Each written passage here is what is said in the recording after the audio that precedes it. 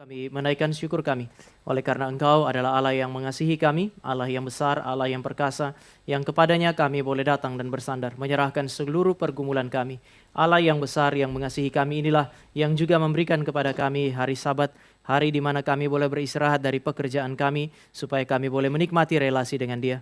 Kami berdoa kiranya Tuhan yang telah memberikan begitu banyak kesempatan bagi kami, boleh menjadi Tuhan yang hadir di tengah-tengah kami, memberkati kami, bukan hanya ketika kami bersekutu, tetapi ketika kami masuk kepada pusat daripada ibadah kami, membaca firman dan merenungkannya. Biarlah Engkau hadir di tengah kami. Kiranya Allah Roh Kudus, Sang Pemberi firman yang akan kami baca, menjadi Roh Kudus yang menerangi pikiran, supaya kami mengerti firman dan menjadikan hati kami sebagai hati yang baik, tanah yang subur bagi kebenaran firman untuk menghasilkan buah-buah yang baik yang memuliakan Tuhan di dalam hidup kami. Ini doa kami di dalam nama Tuhan Yesus kami berdoa. Amin. Selamat pagi Bapak Ibu dan Saudara. Bapak Ibu, pada pagi hari ini saya akan mengajak kita untuk melanjutkan perenungan kita dari Injil Lukas pasal yang kelima. Beberapa waktu atau di dalam khotbah sebelumnya, saya mengajak Bapak Ibu untuk melihat Lukas pasal yang kelima ayat 17 sampai dengan ayat 26. Di sana saudara dan saya membandingkan Yohanes Pembaptis, sekali lagi membandingkan Yohanes Pembaptis dengan ahli Taurat dan pemungut cukai. Ada kesamaan, mereka mendengar tentang Yesus dan pengajaran dan mujizat-mujizatnya. Bedanya adalah ahli Taurat dan orang Farisi itu mendengar dan melihat secara langsung, Yohanes tidak. Bedanya adalah ahli Taurat dan orang Farisi mengalami mujizat, tetapi Yohanes Pembaptis tidak mengalaminya. Namun pada akhirnya yang melihat secara langsung, mengalami secara langsung, justru tidak percaya dan menolak Yesus Kristus. Sebaliknya, Yohanes yang hanya mendengar dari orang lain mengenai mujizat-mujizat itu kemudian menjadi percaya. Hari ini Bapak Ibu dan saya akan membicarakan mengenai mujizat yang Yesus buat. Jadi masih teks yang sama yang akan saudara dan saya renungkan. Mari kita membuka Lukas pasal yang kelima. Saya akan membaca ayat 15 dan ayat 16. Bapak Ibu menyambut dengan ayatnya yang ke-17 dan kita bergantian sampai dengan ayat yang ke-26. Saya mulai dari 15 dan 16. Tetapi kabar tentang Yesus makin jauh tersiar, dan datanglah orang banyak berbondong-bondong kepadanya untuk mendengar Dia dan untuk disembuhkan dari penyakit mereka. Akan tetapi ia mengundurkan diri ke tempat-tempat yang sunyi dan berdoa. Ayat yang ke-17.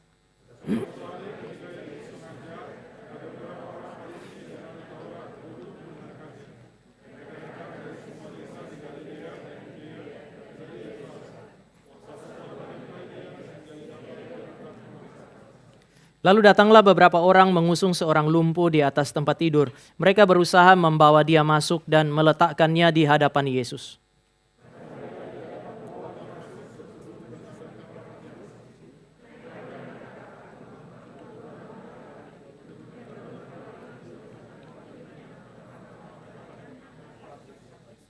Ketika Yesus melihat iman mereka, berkatalah ia, "Hai saudara, dosamu sudah diampuni."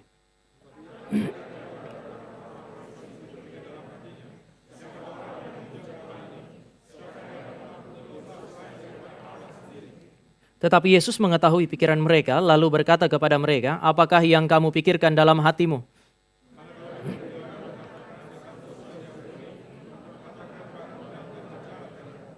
Tetapi supaya kamu tahu bahwa di dunia ini anak manusia berkuasa mengampuni dosa, berkatalah ia kepada orang lumpuh itu, "Kepadamu kukatakan, bangunlah, angkatlah tempat tidurmu dan pulanglah ke rumahmu."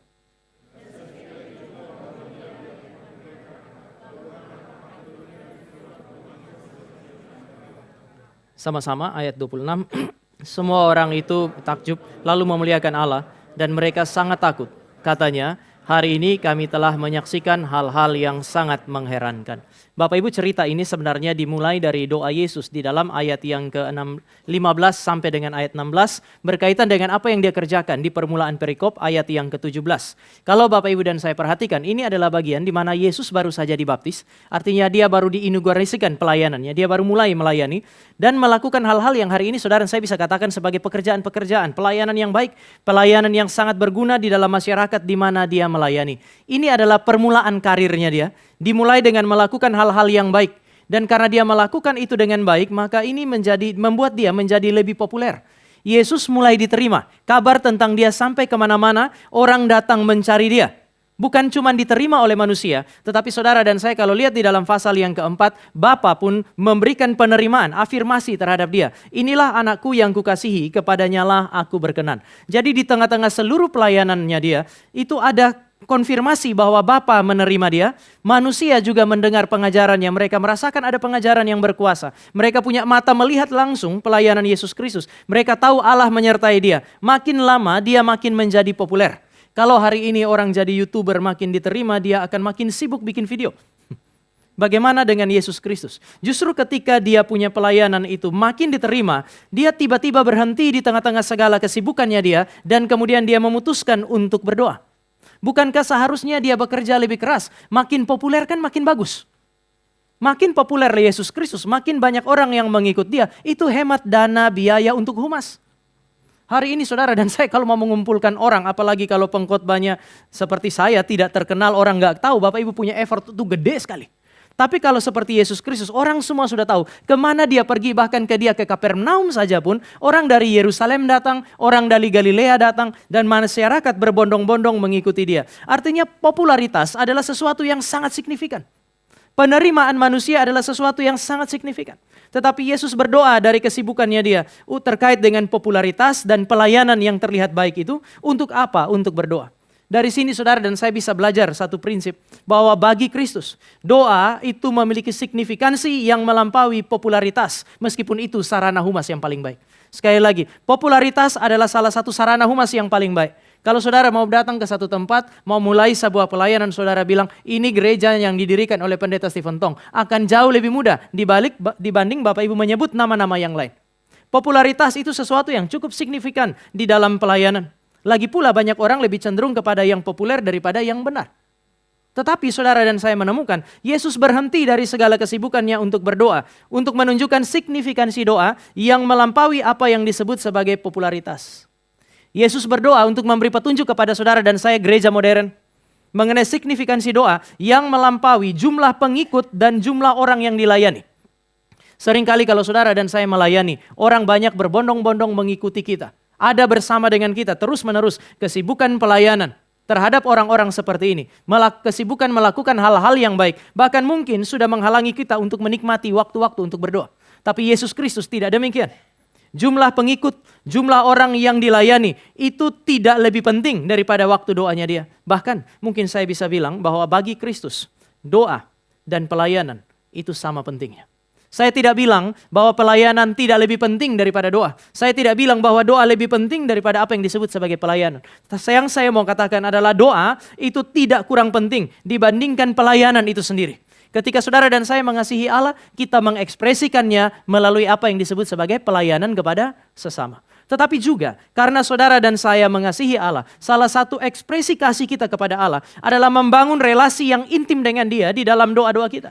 Bagaimana mungkin saudara dan saya melayani Allah tanpa membangun relasi dengan Dia di dalam doa? Tetapi terkait hal ini saya kira saudara dan saya cukup familiar. Relasi yang intim dengan Allah terekspresi di dalam doa. Maka saya mau langsung masuk kepada yang kedua. Kenapa Yesus berdoa? Karena doa adalah sarana anugerah.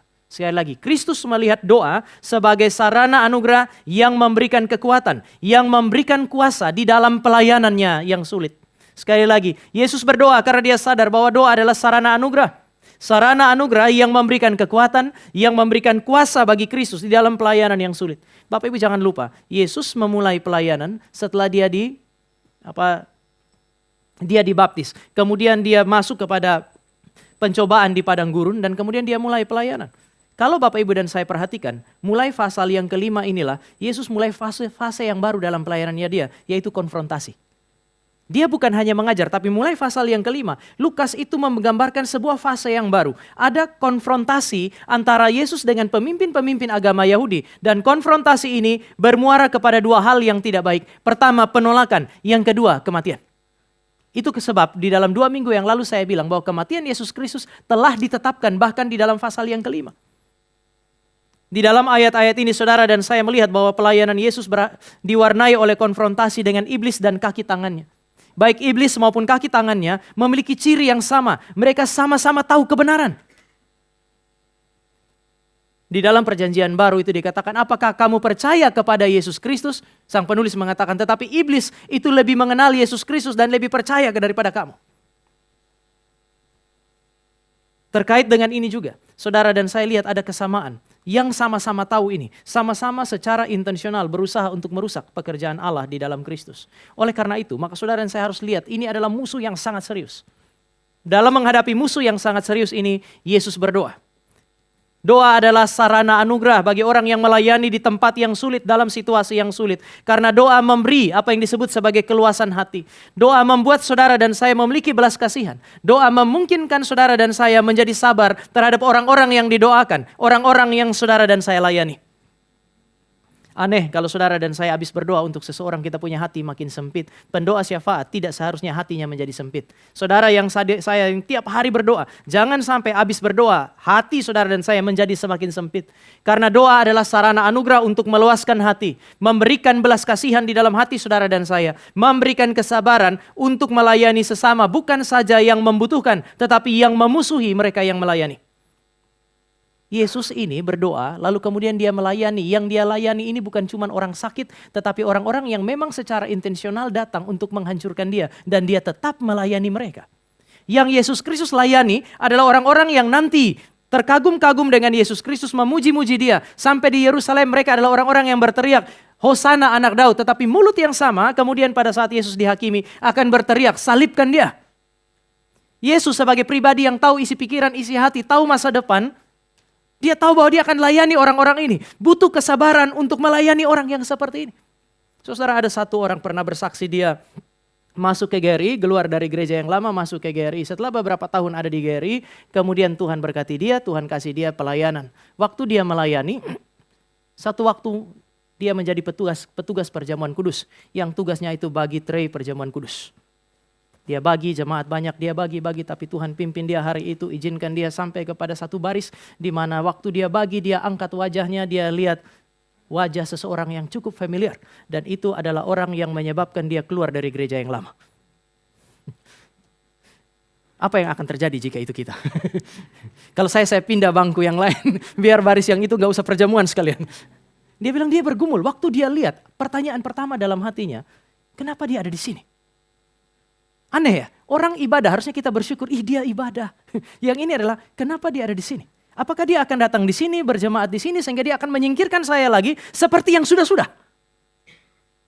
Lalu dia bilang, dalam beberapa detik itu pergumulan yang begitu hebat di dalam batinnya dia. Tapi ada banyak firman, termasuk firman 2 minggu sebelumnya yang dia dengar dari hamba Tuhannya tentang apa yang disebut sebagai pengampunan. Biasanya cuma serahkan dari orang dia yang pertama, lalu kemudian orang itu yang bagi ke sana. Tapi dia bilang entah bagaimana waktu dia ingat firman Tuhan itu. Hatinya itu seperti diluaskan. Kali ini dia tidak memutuskan untuk menyerahkan tray itu kepada orang lain untuk dibagikan. Tapi dia ulurkan tangannya dia sedikit lebih panjang. Supaya temannya dia itu ambil. Saudara, ketika saudara dan saya berdoa. Salah satu ciri orang yang berdoa adalah keluasan hati. Sekali lagi Kristus itu diluaskan hatinya untuk melayani orang-orang yang modelnya kayak begini. Saya nggak bayangkan kalau saya yang kemudian harus melayani, saya sudah tahu bahwa saya akan disalibkan. Saya tahu bahwa saya akan ditolak. Mulut yang memuji adalah mulut yang juga pada saat yang sama akan menghancurkan. Sebelum itu terjadi kita sudah ekskomunikasi dia dulu. Tapi itu nggak terjadi. Kristus melayani mereka. Kristus menghadirkan pemulihan secara jasmani. Kristus menghadirkan pemulihan secara rohani. Kristus menghasilkan apa yang disebut sebagai pemulihan secara spiritual. Sama seperti yang dia lakukan kepada Lewi Sakeus. Orang berdosa yang melawan Allah itu. Hatinya diluaskan setelah dia berdoa. Dan dia sanggup untuk melayani mereka. Saudara, kadang-kadang ada banyak hal yang menghalangi kita di dalam pelayanan. Mempersulit kita di dalam pelayanan. Dan itu dimulai dari diri kita sendiri. Kesulitan-kesulitan ini akan terlampaui jika engkau dan saya berdoa. Dan Allah menghancurkan. Bukan pertama-tama hati mereka yang keras. Tetapi hati kita yang keras. Saya tidak bilang hati Yesus keras. Tapi Yesus memberi teladan bagi saudara dan saya. Keluasan hati untuk melayani mereka. Yang seringkali dianggap tidak layak. Tidak pantas itu. Didapatkan setelah dia berdoa. Doa adalah sarana anugerah untuk meluaskan hati kita. Tapi juga doa adalah sarana anugerah untuk memberikan kepada saudara dan saya kuasa di dalam pelayanan. Efesus pasal yang ke-6. Paulus bilang kamu harus pakai seluruh perlengkapan senjata Allah. Tetapi kemudian dia tutup dengan kalimat ini. Pakai semua itu di dalam doa. Doa adalah kekuatan yang Allah berikan, sarana yang Allah berikan. Seperti untuk mengaktifkan, mengefektifkan semua perlengkapan rohani yang saudara dan saya pakai. Setelah dia berdoa, ayat 17 dengan jelas di bagian B mengatakan, dia melakukan banyak sekali mujizat, menyembuhkan banyak orang. Mujizat itu dilakukan untuk menjawab pertanyaan-pertanyaan orang Farisi, sekaligus menantang mereka. Saya tidak hanya bilang ini menjawab. Kalau menjawab itu terlalu sederhana. Tetapi ini sekaligus untuk menantang mereka. Mereka bilang, siapa orang yang menghujat Allah ini? Kemudian dia bikin mujizat. Sebelum bikin mujizat dia bilang apa? Supaya kamu percaya bahwa anak manusia berkuasa untuk mengampuni dosa, saya akan bikin mujizat ini. Mujizat berfungsi untuk menantang mereka. Membuat mereka berpikir ulang mengenai kesimpulan bahwa dia sementara menghujat Allah. Ada yang bilang doa itu pasif. Kalau saudara dan saya dilawan, saudara dan saya berdoa, menyerahkan semua kepada Tuhan. Doa adalah sarana peperangan yang sangat aktif. Saudara dan saya bukan hanya sekedar menyerahkan semua kepada Tuhan. Tapi saudara dan saya dipersiapkan melalui doa. Dengan kuasa yang dari atas itu. Untuk apa? Untuk mengganggu rasa aman ontologis melalui konfrontasi. Bapak Ibu, jangan pikir konfrontasi itu hal yang mudah. Ketika saudara dan saya sudah dekat, bahkan orang yang tidak terlalu dekat, dia bikin dosa, lalu saudara dan saya mau konfrontasi. Sulit itu. Lebih gampang kalau dia utang sama kita. Kita konfrontasi. Tetapi ketika dia bikin dosa, saudara dan saya mau mengkonfrontasi dia, itu sulit. Tapi Yesus bikin mujizat dengan kuasa daripada Allah. Dia bikin mujizat. Kemudian setelah dia bikin mujizat, itu adalah sarana untuk mengganggu rasa aman ontologis. Rasa aman ontologis berarti ini sudah seharusnya. Seharusnya tidak ada yang mengajar lebih daripada kami, kata pemimpin agama Yahudi. Seharusnya dia tidak ngomong bahwa dia adalah orang yang berkuasa untuk mengampuni dosa. Tapi Yesus bilang, saya berhak untuk mengatakan hal ini. Dia mengafirmasi itu dengan melakukan mujizat. Maka mujizat menjadi sesuatu yang sangat penting. Kalau tema kita hari ini tentang doa, mujizat, dan kemudian iman, mari kita geser kepada bagian yang kedua. Berbicara mengenai mujizat. Di dalam ayat yang ke-24. Supaya kamu tahu bahwa di dunia ini anak manusia berkuasa untuk mengampuni dosa. Kita mesti mengerti, Yesus bikin mujizat, tetapi sebelum bikin mujizat dia bilang, supaya kamu tahu bahwa di dalam dunia ini anak manusia berkuasa mengampuni dosa. Itu berarti mujizat itu dilakukan sebagai tanda yang mau memperkenalkan kepada kita siapa Yesus Kristus. Sekali lagi, mujizat punya fungsi, menunjuk kepada siapa Yesus Kristus. Mujizat signifikan? Ya, mujizat adalah sesuatu yang sangat signifikan. Tetapi mujizat tidak signifikan untuk melayani kepentingan manusia. Seringkali saudara dan saya pikir Allah bikin mujizat untuk melayani kita. Ketika saya lapar, dia bikin saya kenyang. Ketika saya sakit, dia sembuhkan. Ketika saya bergumul, dia melepaskan. Kita menyebut ini sebagai mujizat. Seolah-olah mujizat itu dilakukan oleh Allah untuk melayani kepentingan manusia. Hari ini saudara dan saya lihat alasan mujizat terjadi. Supaya manusia tahu bahwa anak manusia berkuasa mengampuni dosa. Artinya mujizat dilakukan bukan untuk melayani manusia dan kepentingannya. Tetapi untuk melayani apa yang disebut sebagai kemuliaan Allah. Karena mujizat dilakukan untuk melayani Allah. Maka hanya pada momen-momen di mana kemuliaan Allah akan dinyatakan sajalah mujizat dibuat. Maksud saya tidak selalu Yesus bikin mujizat kan ya. Tidak semua orang sakit yang Yesus jumpai sembuh. Pada masa itu berapa banyak orang sakit. Pada masa itu berapa banyak orang lapar. Tetapi tidak semua dijawab kebutuhannya oleh Yesus Kristus. Salah satu petunjuk adalah ketika Petrus pergi ke bait Allah. Sampai di gerbang Salomo ada satu orang lumpuh duduk di situ. Orang lumpuh itu sudah puluhan tahun didudukkan di situ untuk mendapatkan belas kasihan dari orang lain. Kalau dia ada di situ puluhan tahun. Setiap waktu dia ada di situ untuk mendapatkan belas kasihan dari jemaat. Ketika Yesus pergi ke bait Allah. Apakah Yesus tidak berjumpa dengan dia? Yesus berjumpa kan ya, tetapi Yesus tidak menyembuhkan dia. Sekali lagi, ada banyak orang yang tidak menemukan atau merasakan apa yang disebut sebagai mujizat. Mujizat hanya dibuat pada waktu-waktu yang tertentu. Untuk apa? Untuk melayani kemuliaan Allah.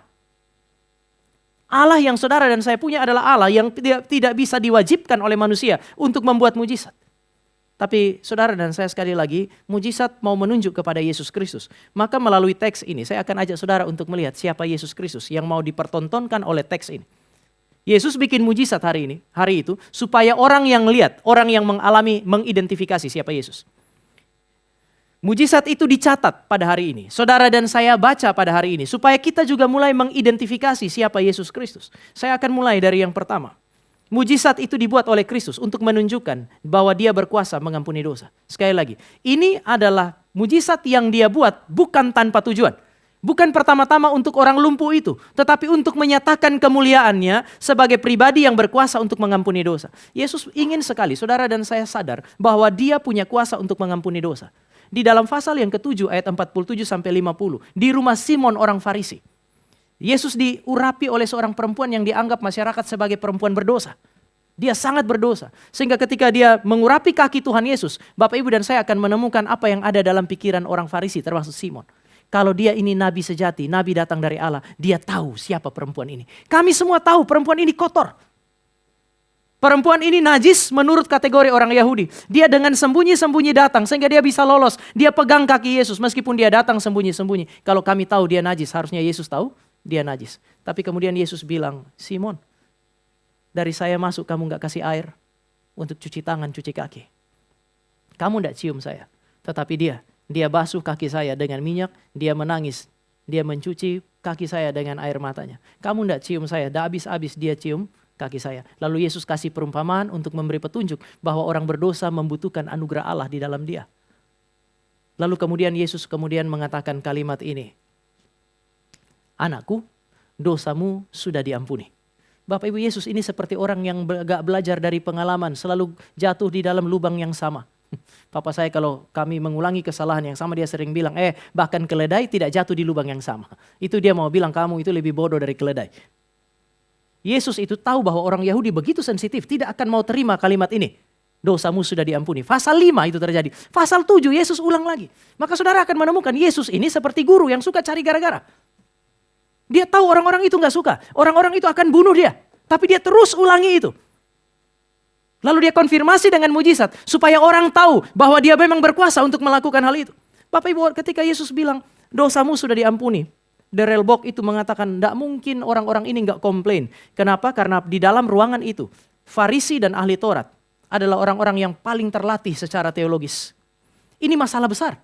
Waktu dia bilang dosamu sudah diampuni, itu bukan hanya bilang begini, saya akan memberikan atau menyatakan pengampunan Allah bagi kamu. Jadi ini bukan, kalimat Yesus itu bukan hanya menyatakan bahwa Allah mengampuni dosanya dia. Enggak, kalimat Yesus Kristus menegaskan bahwa dia berhak memberikan pengampunan dosa. Ini masalah langsung. Begitu kalimat itu keluar, orang Yahudi punya pikiran, terutama mereka yang belajar, langsung berusaha mengidentifikasi. Mereka peka untuk mengidentifikasi klaim Yesus. Makanya mereka benar. Hanya Allah yang bisa mengampuni dosa. Orang ini bilang bahwa dia bisa mengampuni dosa. Klaim mereka, pemahaman mereka terhadap apa yang Yesus lakukan itu tepat sekali. Dan mereka benar juga secara teologis. Hanya Allah yang bisa mengampuni dosa. Yesus melakukan mujizat itu dengan jelas di depan mereka. Supaya apa? Supaya mereka bisa mengidentifikasi siapa dia. Mereka harus interpretasi. Kalau hanya Allah bisa mengampuni dosa. Ini orang mengampuni dosa. Dia menghujat Allah. Tapi kok dia bikin mujizat? Yang mau mengafirmasi atau melegalkan apa yang dia lakukan. Kayaknya dia bukan manusia biasa. Jadi siapa dia? Sayangnya interpretasi mereka sampai kepada satu kesimpulan, orang ini menghujat Allah. Arti menghujat Allah berarti menyerang pribadi Allah. Menghujat Allah berarti merampas hak Allah, merampas keagungan Allah, merampas kemuliaan Allah. Tapi Yesus bikin mujizat itu karena kamu tidak percaya, kamu salah tafsir. Maka sekarang saya bikin mujizat ini. Dengan Yesus bikin mujizat, Yesus mau menegaskan pertama, klaim saya benar. Mana lebih gampang? Mengatakan dosamu sudah diampuni atau mengatakan angkatlah tilammu dan berjalanlah. Kalau Pak Peter sakit asam urat, lalu kemudian kami pergi kunjungi, Bapak Ibu ikut, mana lebih mudah bagi saya? Saya bilang Pak Peter, dosamu sudah diampuni meskipun mungkin dia tersinggung. Atau mengatakan Pak Peter, buanglah kursi rodamu dan jalanlah. Mana lebih mudah bagi orang seperti saya? Bapak Ibu gak mau jawab, kita balik. Bagaimana kalau Bapak Ibu yang kunjungi Pak Peter hari itu? Apa yang akan Bapak Ibu lebih suka katakan? Kalau hanya pilihannya cuma dua, mengatakan Pak Peter dosa Bapak sudah diampuni meskipun Bapak Ibu jemaat dia pendeta. Atau Bapak Ibu bilang, Pak Peter sekarang angkatlah kursi rodamu dan jalanlah. Mana yang akan lebih mudah untuk dikatakan? Iya, dosa sudah diampuni itu jauh lebih mudah. Meskipun secara ontologis itu lebih sulit kan ya? Kita tidak bisa mengampuni dosa, tetapi lebih aman bilang begitu. Kenapa? Karena dengan bilang begitu Pak Franky gak tahu urusan dosa diampuni, urusan Tuhan. Tapi kalau saya bilang, Pak Peter angkatlah kursi roda itu dan berjalan, dan sampai setengah jam dia nggak jalan-jalan, malu saya. Tapi Yesus bilang supaya kamu tahu bahwa di dalam dunia ini anak manusia berkuasa untuk melakukan, mengampuni dosa. Sekarang kamu, dia beri 3 perintah. Angkat tilammu, berjalanlah, pulang ke rumahmu. Dan 3-3 jadi. Saat itu juga. Secara instan. Harusnya orang-orang itu tahu, klaim Yesus benar. Yang kedua, semua orang, bahkan termasuk Farisi dan ahli Taurat, tahu bahwa interpretasi mereka tentang siapa Yesus salah. Mujizat adalah alat yang dipakai oleh Yesus bukan hanya untuk mengkonfirmasi, tapi untuk menantang mereka. Yesus menantang mereka untuk mengidentifikasi siapa Yesus dengan benar. Mereka harus kemudian mengubah posisi, meresponi apa yang benar yang mereka tahu hari itu. Saudara, setiap kali saudara dan saya baca cerita mengenai mujizat, termasuk yang dilakukan oleh Yesus Kristus, tujuannya adalah saudara mengidentifikasi siapa Yesus. Bukan dengan lihat mujizat itu lalu bilang, Tuhan ini giliran saya. Belum tentu. Mungkin Tuhan bisa sembuhkan Anda. Mungkin Tuhan melakukan mujizat bagi Anda. Tetapi tidak selalu demikian. Yang harus selalu terjadi adalah identifikasilah pribadi yang Anda baca cerita mengenai dirinya di dalam Alkitab itu. Dan tentukanlah respon yang paling tepat. Jika respon Anda tidak tepat, ubahlah posisi itu. Bapak Ibu, itu bagi Farisi, bagi orang banyak. Apalagi ini. Orang banyak pada masa itu, orang Yahudi pada umumnya, bahkan orang Palestina pada masa itu, seringkali mengaitkan semua penyakit, apalagi penyakit yang berat seperti ini, dengan dosa. Masih ingat Yohanes pasal yang ke-9 ayat yang kedua? Ada orang buta sejak lahir, begitu lihat langsung murid-murid punya pertanyaan. Otomatis kan ya, ini gara-gara dosa siapa? Dosanya dia atau dosa orang tuanya dia? Artinya mereka mengaitkan penyakit dengan dosa. Saudara mau sakit apapun itu gara-gara dosa. Ya ada benarnya sih. Penyakit dalam dunia ini ada karena kejatuhan, tetapi juga Tuhan Yesus itu sangat berhati-hati sehingga dia tidak mengaitkan semua yang disebut sebagai penyakit, kecelakaan dengan apa yang disebut sebagai dosa. Ini hal pertama yang mereka yakini, semua penyakit itu berkaitan dengan dosa. Hal kedua, tidak ada yang bisa pulih kecuali semua dosa sudah diampuni. Kalau Anda sakit karena dosa, Anda hanya bisa sembuh kalau dosa sudah diampuni. Ada hubungan sebab akibat di situ. Tapi kemudian yang ketiga, hanya Allah yang bisa mengampuni dosa. Orang sakit karena dosa. Dia berdosa, dia sembuh kalau semua dosa sudah diampuni. Tapi yang bisa memberi pengampunan itu cuma Tuhan. Dengan logika ini, Yesus menyembuhkan orang sakit yang dianggap sakit karena dosa. Kesimpulannya apa? Semua orang sakit karena dosa. Ini manusia sakit pasti gara-gara dosa. Dia tidak bisa sembuh kecuali kalau dosanya diampuni. Tuhan Yesus bilang, anakku, dosamu sudah diampuni. Lalu kemudian mereka bilang hanya Allah yang bisa mengampuni dosa. Dan Yesus buktikan itu dengan bikin mujizat. Orang itu angkat tempat tidurnya, keluar dari rumah itu, pulang menuju ke rumahnya. Apa kesimpulan yang harus dilakukan? Kalau hanya Allah yang bisa mengampuni dosa, siapa Yesus ini? Saudara perhatikan ayat yang terakhir. Mereka takut. Normalnya orang takut dengan bencana. Normalnya orang takut dengan penyakit. Hari itu justru setelah kesembuhan terjadi, mereka lebih takut dari yang pertama. Di dalam Alkitab, orang tidak takut dengan apa yang disebut sebagai bencana. Orang tidak lebih takut dengan apa yang disebut sebagai badai. Orang tidak lebih takut dari apa yang disebut sebagai penyakit daripada Tuhan. Kalau Tuhan sudah berdiri di hadapan mereka, pilih mana, bencana atau Tuhan? Kamu akan lebih takut kepada mana? Mereka akan bilang lebih takut Tuhan. Aneh, ada semacam ketakutan yang lebih besar muncul. Saudara perhatikan teks itu. Tidak percuma ayat itu ditulis. Meskipun mereka mungkin belum mencapai kesimpulan yang benar, tapi mereka telah mengidentifikasi sesuatu. Sekali lagi, ini berarti mujizat bukan untuk kepentingan orang sakit semata-mata. Mujizat yang dilakukan oleh Yesus Kristus dilakukan untuk memaksa semua yang mengalami mujizat. Memaksa semua yang mengamati mujizat, yang menonton mujizat, mengalami mujizat. Termaksud memaksa saudara dan saya hari ini yang membaca mengenai mujizat untuk berpikir secara serius mengenai siapa Yesus Kristus dan memberi respon yang benar. Saudara harus pikir sekarang. Siapa Yesus Kristus dalam seluruh cerita ini?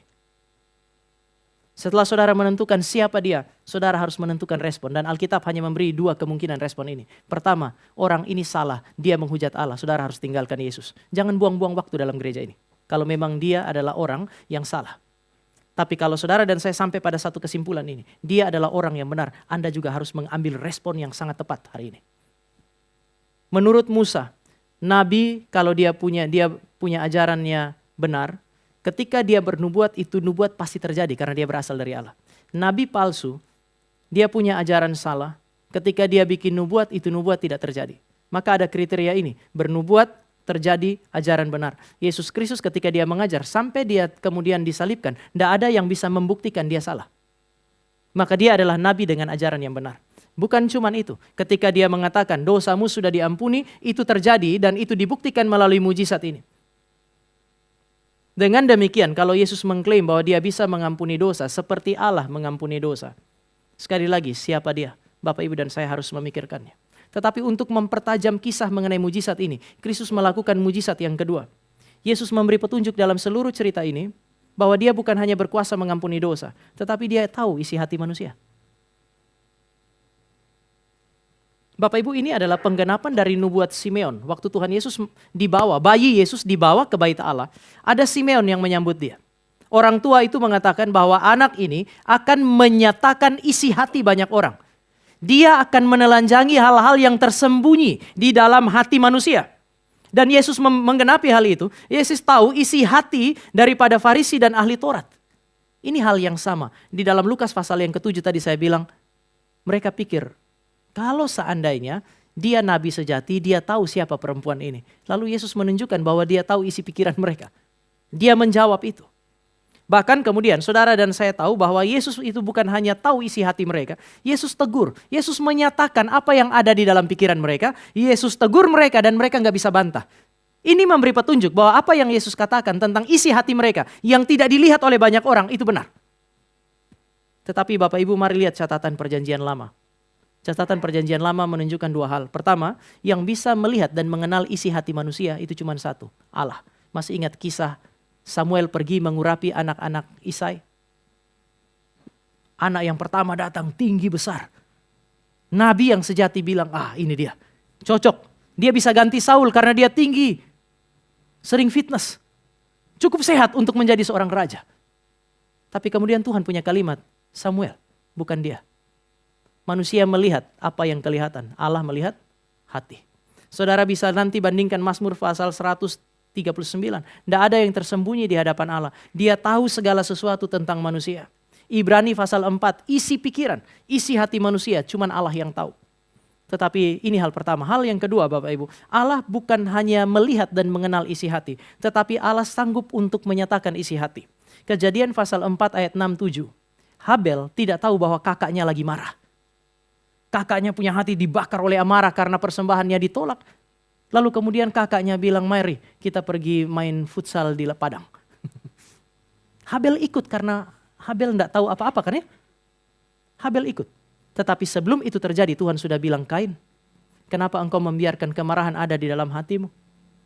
Jika kamu tidak berkuasa atasnya, dosa itu sudah mengintip di depan pintu. Apa yang mau dikatakan?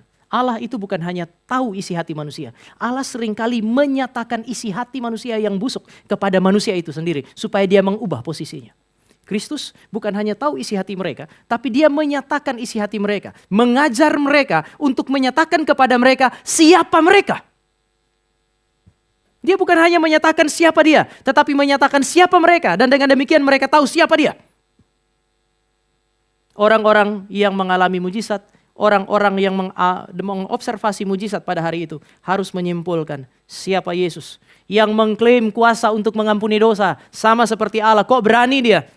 Tetapi juga pada saat yang sama siapa dia? Karena dia telah membuktikan kuasa dan hak untuk mengampuni dosa dengan melakukan mujizatnya. Siapa dia? Kok dia bisa tahu isi hati manusia yang hanya diketahui oleh Allah? Kalau saudara dan saya masih butuh alat bantu yang lain, Yesus bilang begini, anak manusia berkuasa untuk mengampuni dosa. Kata anak manusia dalam Daniel pasal yang ke-7 ayat 13-14, itu bicara mengenai satu pribadi ilahi yang mirip kayak manusia. Dia ada di atas awan-awan. Orang Yahudi tahu itu pribadi ilahi. Ketika Yesus bilang anak manusia, dia sementara mengklaim keilahiannya dia dengan merujuk Daniel pasal yang ke-7 ayat 13-14. Bahkan Bapak Ibu bisa lihat nanti Matius pasal 26, Matius 26 ayat 62 sampai 66.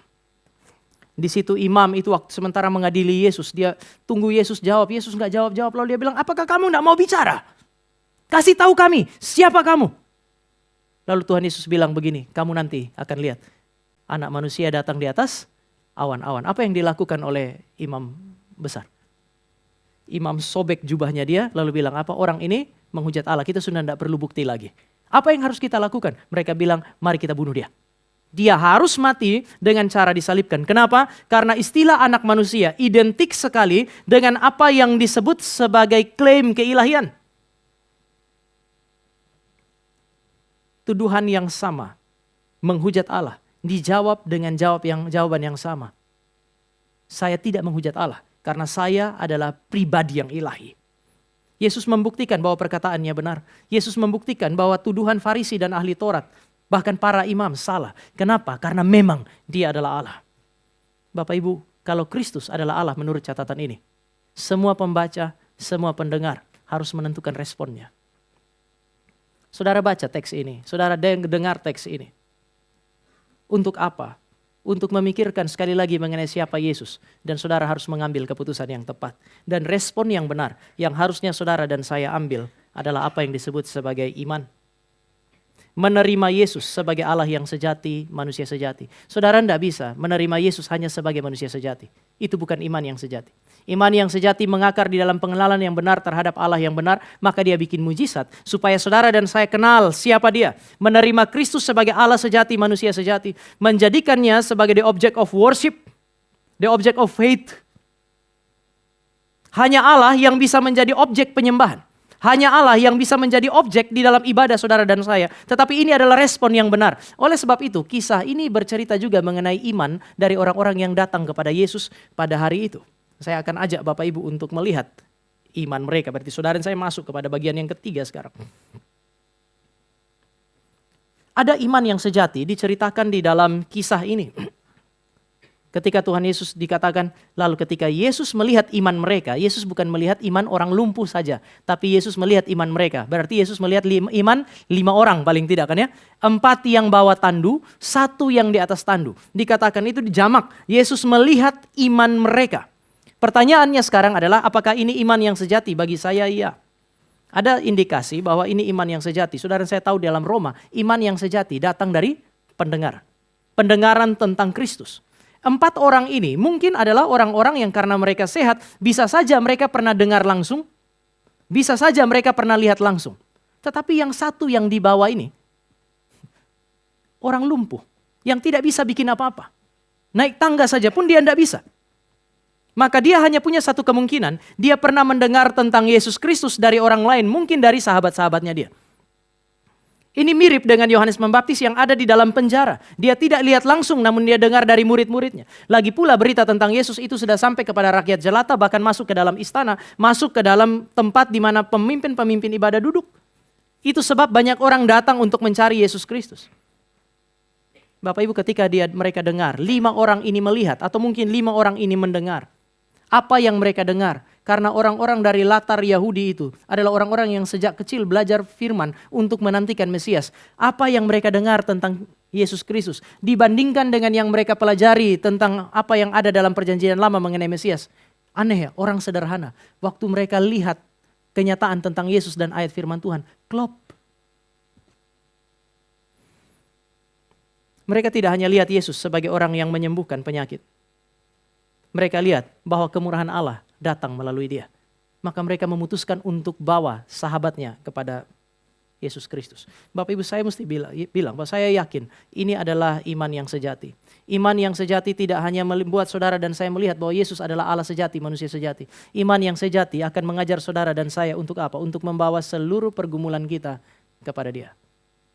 Saya tidak tahu apa yang menjadi pergumulan terdalam dalam pikiran hati Bapak Ibu saat ini. Tapi kalau Kristus kita adalah Allah sejati, manusia sejati, dan Anda mengenal dia, Anda boleh bawa itu kepadanya. Pergumulan dengan apa? Pergumulan dengan keluarga. Pergumulan dengan pekerjaan saudara. Pergumulan dengan gereja mungkin. Pergumulan dengan apapun saudara bisa bawa karena Kristus dalam cerita ini melihat iman mereka dan dia bertindak bagi mereka. Saya masih ingat Bapak Ibu, terkait misalnya kita bisa kaitkan dengan kehadiran Tuhan dalam doa, dalam pelayanan melalui doa, atau kehadiran Allah di dalam yang maha kuasa di dalam pelayanan-pelayanan kita. Waktu kami mulai pelayanan di Depok itu Bapak Ibu, itu ada PA, jemaat ibadah hari Minggu 9 Bayangkan kalau PA itu biasanya kan cuma berapa persen. Kalau ibadahnya 9/15 yang datang PA berapa orang. Lalu kemudian kebijakan awal Pondok Indah adalah, memang kadang-kadang seperti Tuhan Yesus tuh kita lihat agak aneh, ada kebijakan aneh bisa dalam GR itu. Ada hamba Tuhan nongkrong di situ, disuruh sebulan sekali putar video. Jadi akhirnya sudah oke, kebijakannya begitu, sebagai hamba Tuhan yang baik saya taat dong. Saya pergilah ke Momentum beli VCD dengan waktu itu saya ingat kitab Ibrani. Dengan harapan kan jemaat kita bisa sama-sama nonton. Sebenarnya itu juga enak, kalau nonton video kan saya nggak perlu persiapan. Kelegaan itu, tinggal persiapan buat hari Minggu. Sehingga hari pertama itu kita mulai menetapkan oke, kita akan nonton video. Begitu sudah jemaat sudah duduk, cuman berapa orang itu, kita atau 5-6 orang putar videonya Bapak Ibu. Ternyata saya salah beli. Yang saya beli itu VCD tetapi nggak ada videonya, cuman ada audionya. Ada layar sih, cuman itu kayak ada 2 telur mutar sambil kita dengar suara. Dan persoalannya baru terjadi satu masalah, yaitu bulan sebelumnya, akhir bulan, itu PA.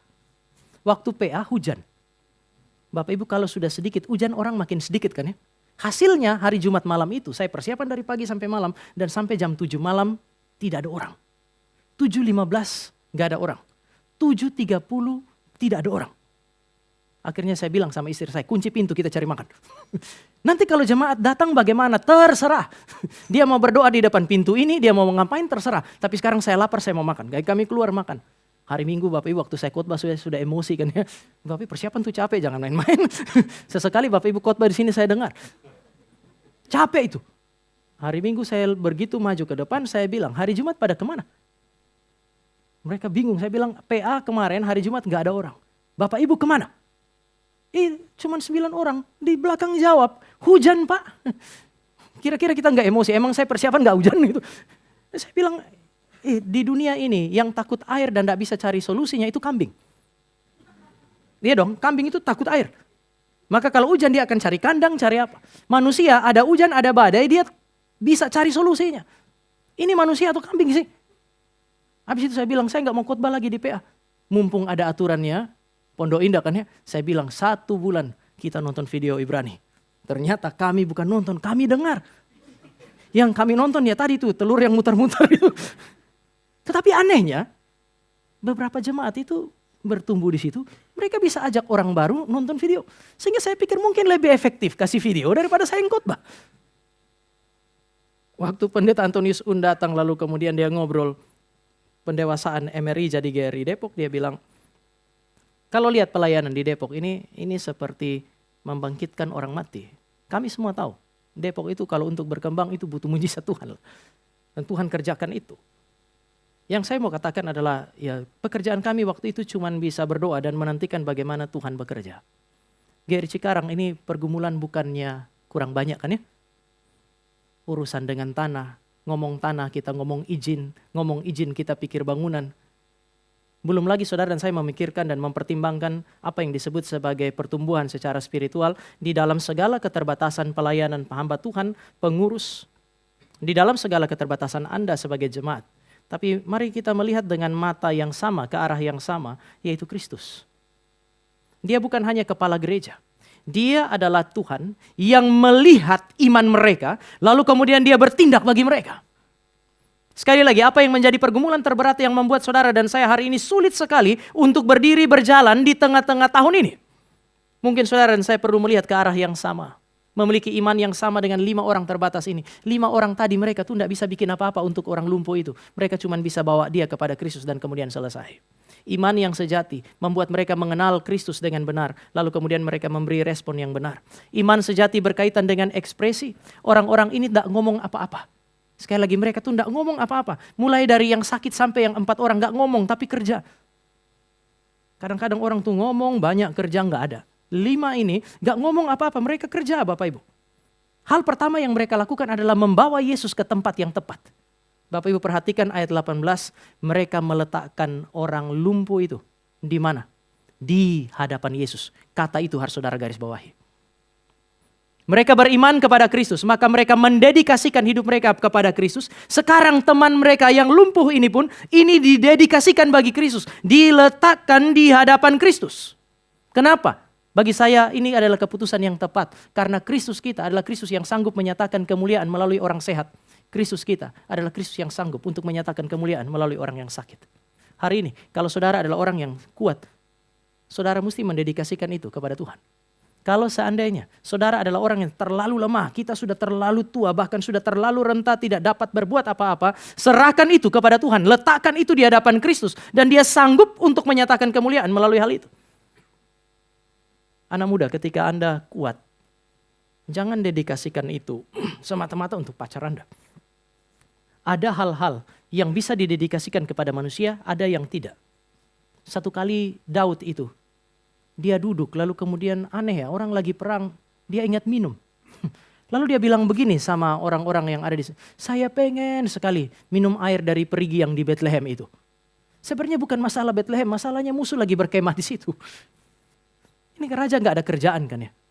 Coba kalau dia bilang begini, saya pengen sekali minum kopi. Nah kalau dia bilang minum kopi, orang mari kita minum sama-sama. Sekarang dia bilang minum dari perigi. Saya mau tanya Bapak Ibu, air perigi itu bedanya apa? Perigi tahu perigi, sumur. Kalau Bapak Ibu punya sumur bor di rumah, ada tetangga masing-masing punya sumur bor, coba ambil air dari masing-masing rumah, minum. Sama itu.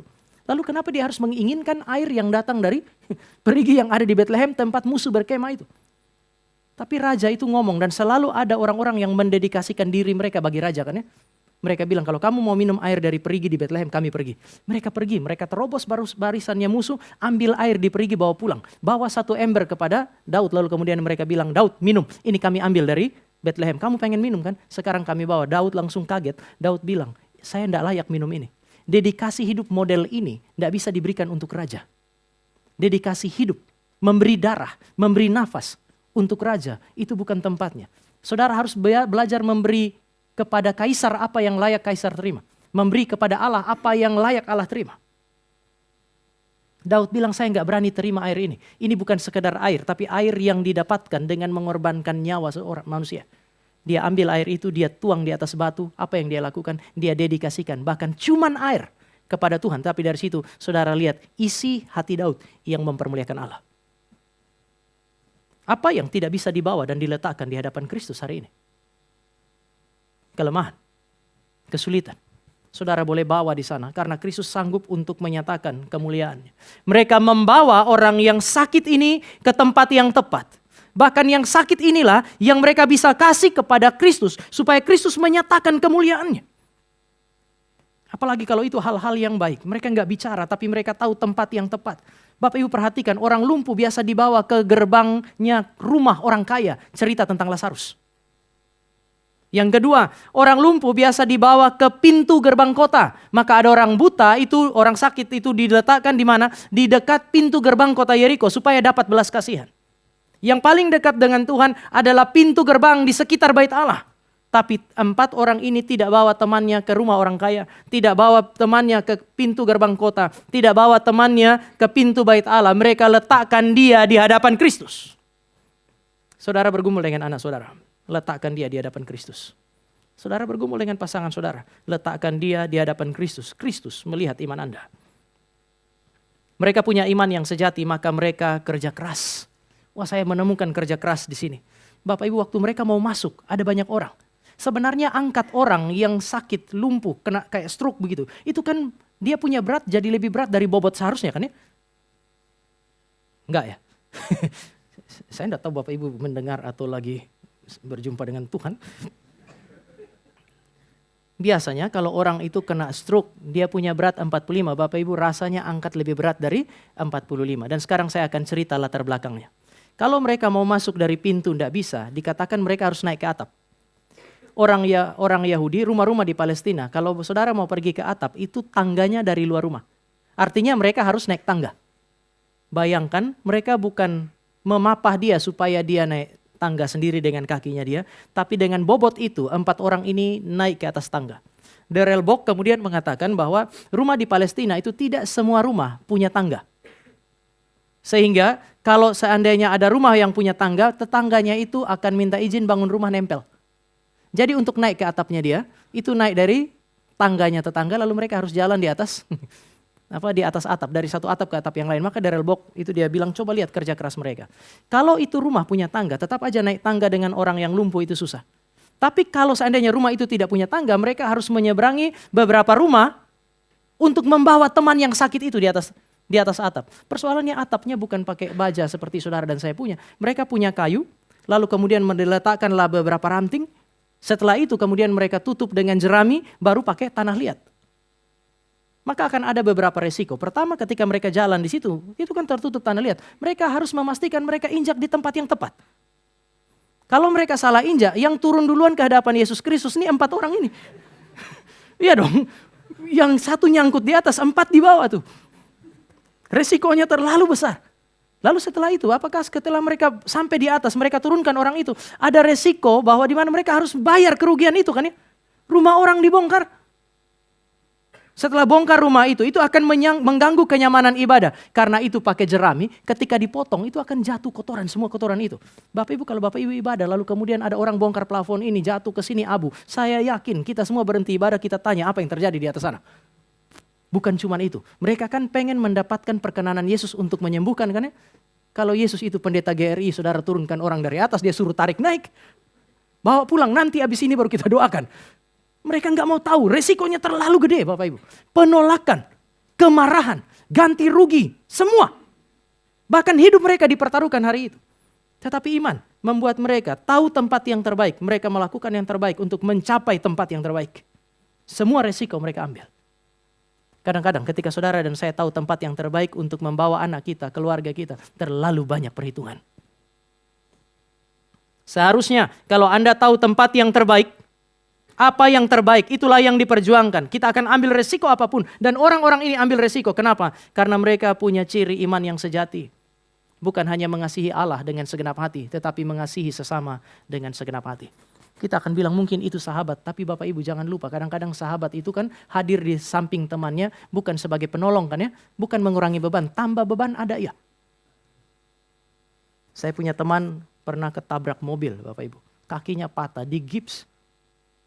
Zaman itu kan gips lalu kemudian kayak digantung tuh.